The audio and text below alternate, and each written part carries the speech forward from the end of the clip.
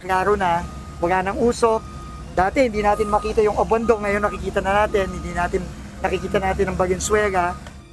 Hindi pwedeng basta-basta na lang iwan ang Navotas Sanitary Landfill kahit naapula na ang sunog sa lugar at wala na ring usok. Ito ang binigyan diin ni Public Works Secretary Vince Dizon matapos tuluyan ng maapula ang sunog sa naturang tambakan ng basura.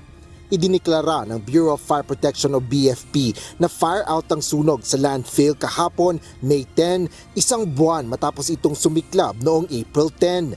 Katuwang ng BFP ang Navotas City Government, iba't ibang ahensya ng pamahalaan at maging ang ilang eksperto mula sa Japan. Ngunit paliwanag ni Secretary Dizon, hindi pa dito natatapos ang problema sa Navotas Landfill. Ngayon, kailangan na nating i-maintain ng tama at makikipagtulungan din tayo sa private sector at sa LGU para talagang ma-maintain. Kasi alam nyo naman, meron pa ring methane sa ilalim nito, no? Hindi pa nawawala yon at anytime kung hindi ma-maintain ng tama, pwedeng magkasunog ulit.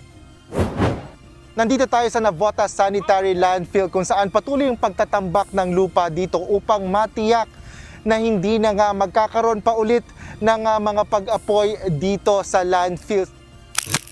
Ayon pa sa DPWH Secretary, natambakan na ng lupa ang buong landfill.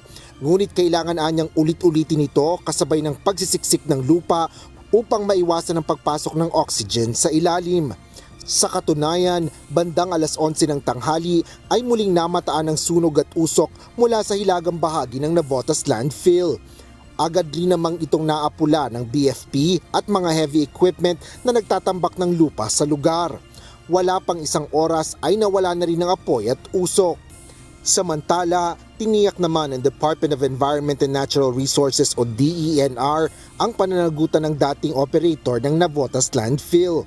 Ayon kay DENR Secretary Juan Miguel Cuna, pinag-aaralan nila ang lahat ng mga impormasyon na nakalap nila kaugnay ng naging operasyon ng landfill. Several notices of violation already that have been issued.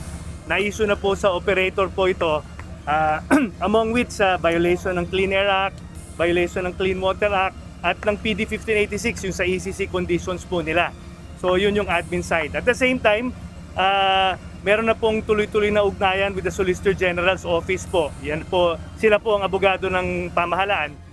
Asher Kadapan Jr., UNTV News and Rescue. Diyos ang aming sandigan, serbisyo publiko ang aming pinahahalagahan.